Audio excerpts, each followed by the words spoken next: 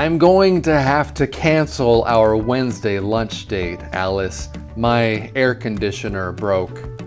What does that have to do with our lunch date? Do you know how much an AC costs these days? I have to save every penny.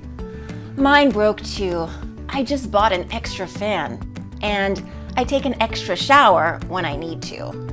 That would work, except I've got a plumbing problem too. I haven't showered in a week.